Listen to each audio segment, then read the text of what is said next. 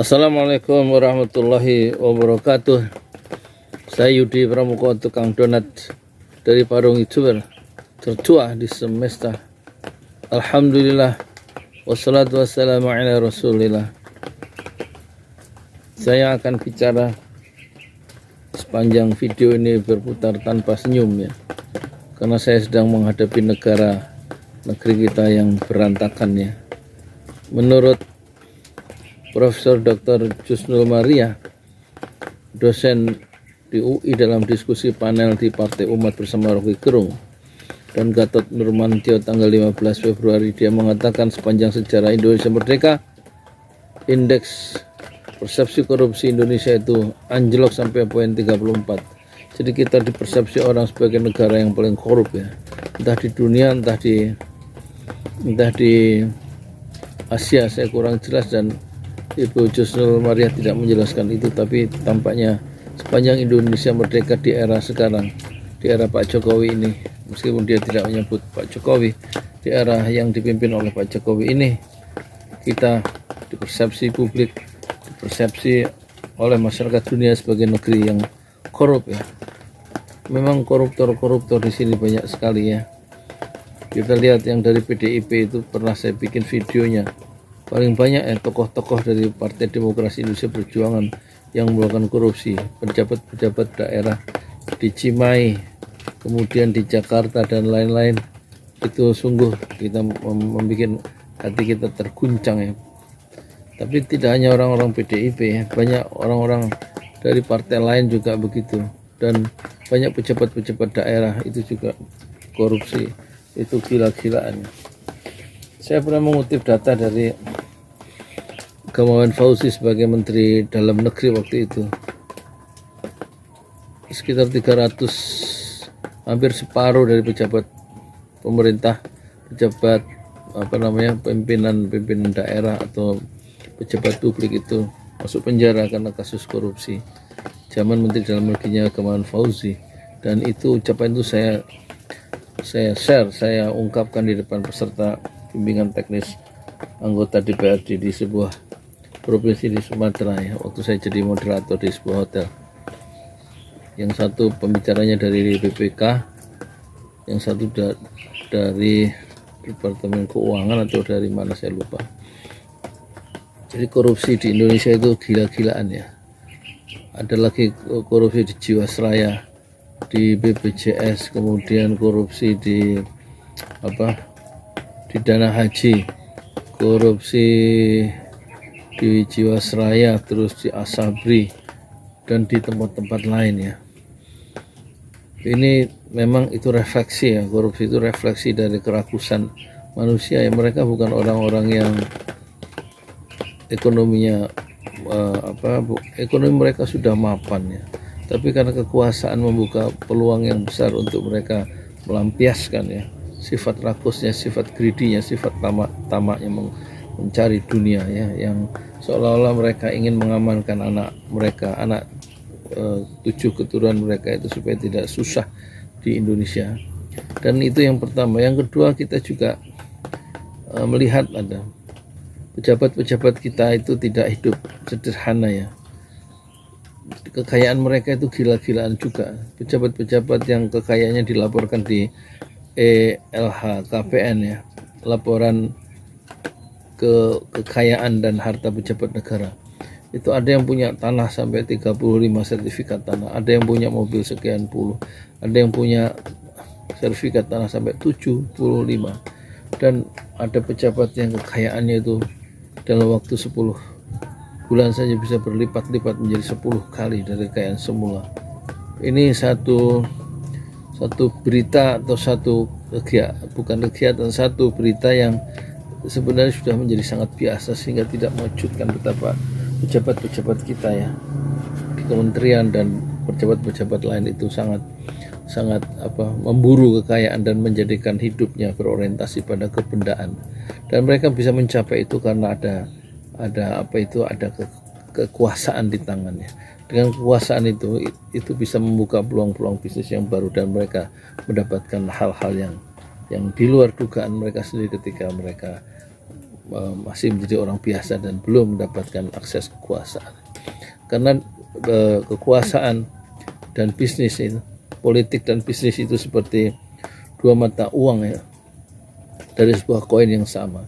Jadi kalau orang yang sudah punya kekuasaan itu cenderung korup ya, cenderung memperbesar ya pundi-pundi dinar dan pundi-pundi emasnya. Sementara mereka lupa rakyat yang mereka pimpin atau yang mereka wakili, kalau dia sebagai anggota DPR, orang-orang yang susah sebenarnya. Lihat pekerjaan-pekerjaan itu susah didapatkan oleh anak-anak muda yang baru lulus ya, sebagai sarjana atau fresh graduate ya. Belum angka putus sekolah yang tinggi, anak-anak muda tidak punya ijazah SMP, itu tidak punya ijazah SMA. Itu tidak menjadi perhatian mereka sebagai wakil rakyat atau sebagai pejabat publik, karena merasa mereka itu bukanlah bagian dari persoalan mereka. Rakyat akan bisa kira-kira menyelesaikan masalah sendiri. Padahal kemiskinan rakyat itu lebih cenderung ya, disebabkan oleh kemiskinan struktural, satu kemiskinan yang diciptakan oleh aturan-aturan yang dibuat oleh kekuasaan. Mungkin mereka orang-orang yang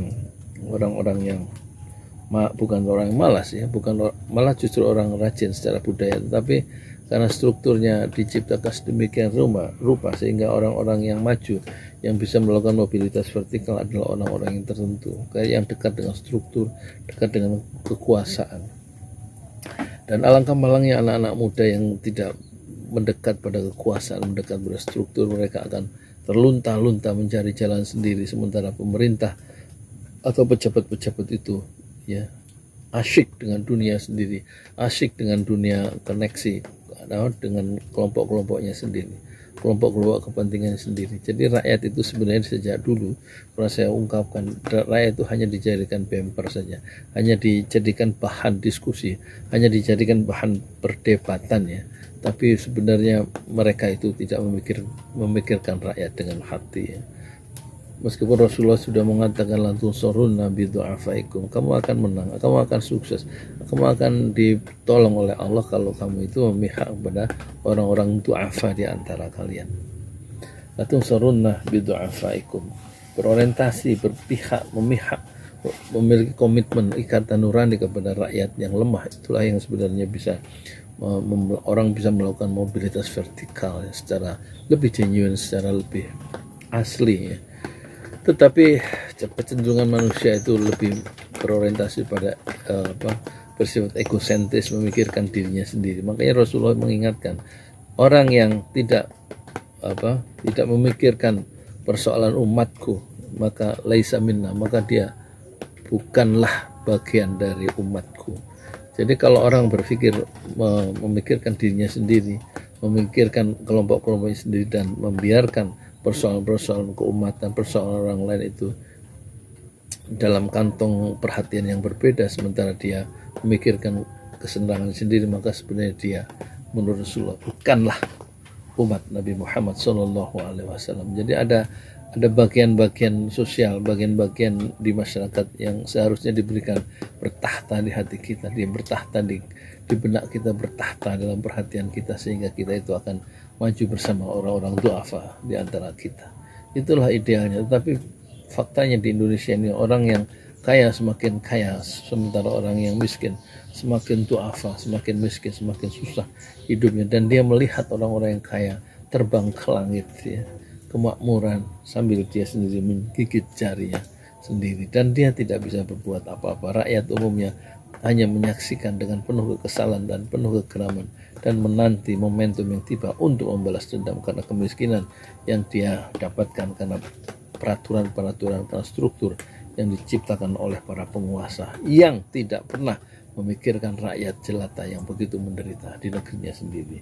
Rasulullah atau Haji Agus Salim pernah mengatakan dulu 100 tahun yang lalu ya, di saat Indonesia belum merdeka, di saat dia hidup dalam suasana penjajahan kolonialisme Belanda, di negeri sendiri katanya jangan kita yang menjadi penumpang.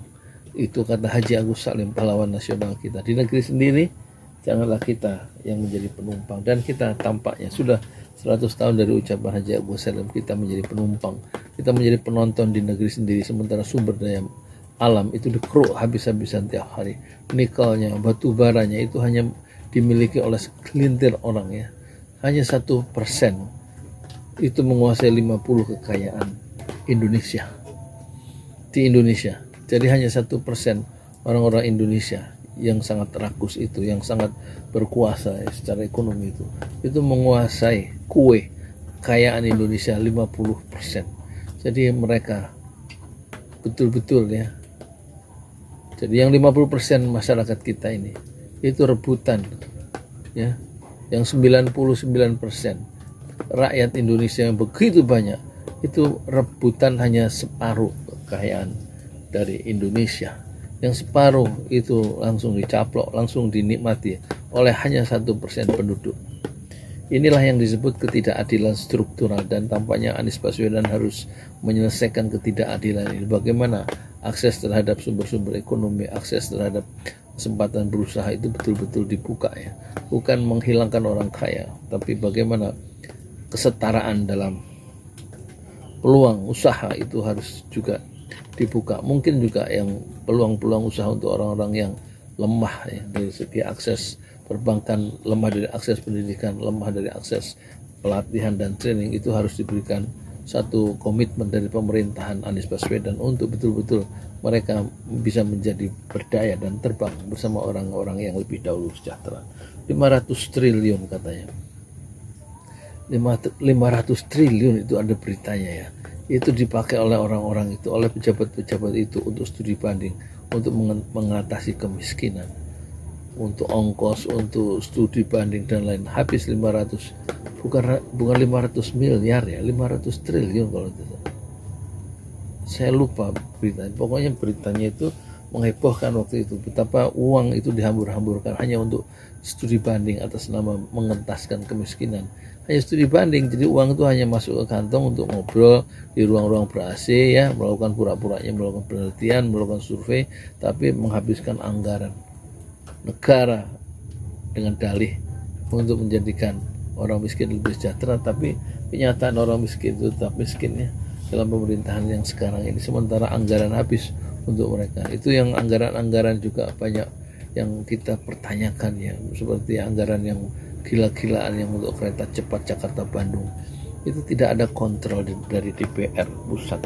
Harusnya kan orang sudah meminta supaya ada pembentukan panja ya, panja.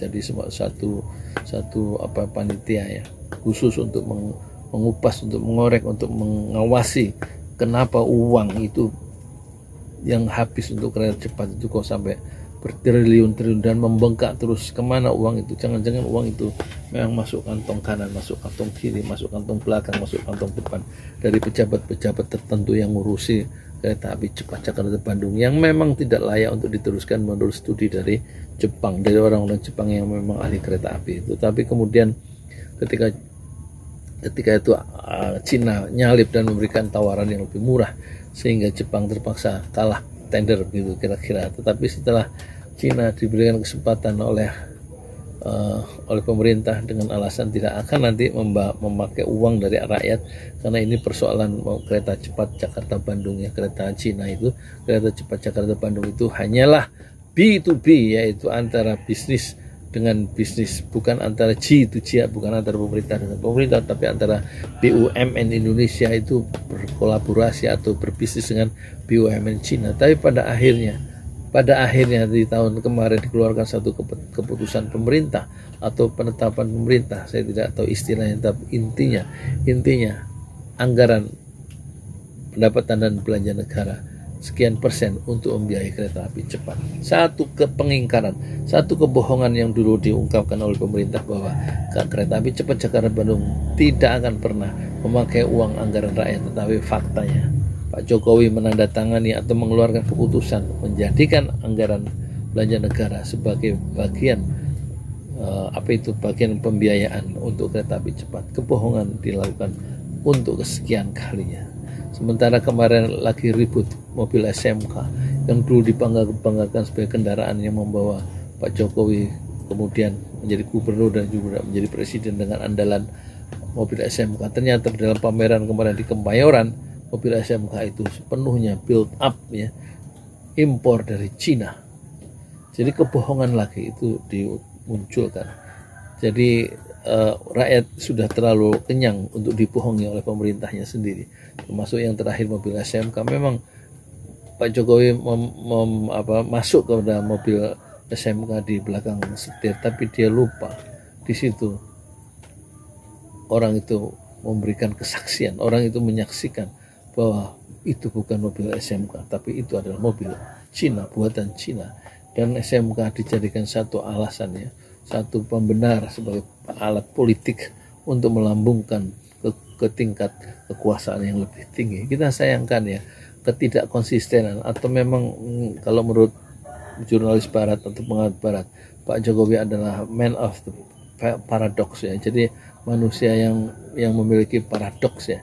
Tapi juga banyak yang mengatakan dia orang memang pembohong.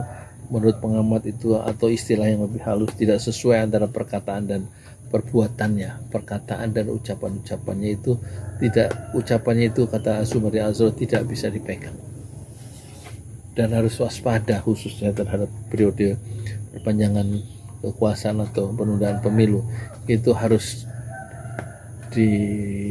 dilihat ya, ucapan Pak Jokowi harus disikapi dengan hati-hati, harus diwaspadai. Itu banyak pengamat yang sudah memberikan stempel tentang ketidakkonsistenan antara perbuatan dan ucapan dari presiden kita. Dan ini segera harus diakhiri ya. Kita pada di masa depan perlu kita memberikan satu apresiasi yang tinggi pada presiden atau kepada lapisan pemimpin nasional yang betul-betul menjadikan kejujuran sebagai basis untuk meraih prestasi dan mengangkat kesejahteraan rakyat. Jadi kita ingin ya, bangsa kita adalah bangsa yang jujur ya, bangsa yang betul-betul menjunjung karakter atau sifat-sifat yang mulia sebagaimana dikendaki oleh common sense, oleh manusia secara umum gitu. Bahwa kejujuran itu adalah kondisi sine qua non, syarat mutlak ya untuk orang berprestasi dan juga memberikan satu kebahagiaan kepada orang lain. Rasulullah juga, Rasulullah kepemimpinannya itu dimulai dengan gelar secara sosial diakui sebagai al-amin, orang yang bisa dipercaya, orang yang jujur, orang yang tidak meragukan antara perkataan dan perbuatan itu pasti sama. Sebelum menjadi satu pimpinan atau satu nabi, seorang nabi pada umur 40, Rasulullah sudah dikenal sebagai orang yang al-amin sejak umur 30-an ya. Jadi kepemimpinan yang dicontohkan dalam Islam ada berbasis pada kejujuran. Muhammad Hatta juga begitu. Kalau kurang ilmu, kita menghadapi orang kurang ilmu, maka kita mudah menghadapi orang kurang ilmu, yaitu kita tambah ilmunya. Tapi kalau kita menghadapi orang yang kurang jujur, itu payah kita menghadapinya. Orang kurang jujur itu menimbulkan masalah-masalah baru yang tidak dikendaki karena ketidakjujurannya itu. Dan banyak pejabat-pejabat yang kita tahu yang tidak jujur ya, baik ya, korupsi itu kan menunjukkan ketidakjujuran ya. Itu ada di semua ketidakjujuran itu ada di semua partai ya. Partai Islam maupun tidak partai Islam sama-sama ya. Sama-sama uang rakyat hilang karena ketidakjujuran, karena korupsi, karena maling-maling yang berdasi itu berkeliaran sambil tersenyum di depan kamera dan di depan ruang publik. Saya Yudi Pramuko, tukang donat dari Parung YouTuber tercuat di semesta. Fasbir Somron Jamila, bersabarlah dengan kesabaran yang indah. Assalamualaikum warahmatullahi wabarakatuh.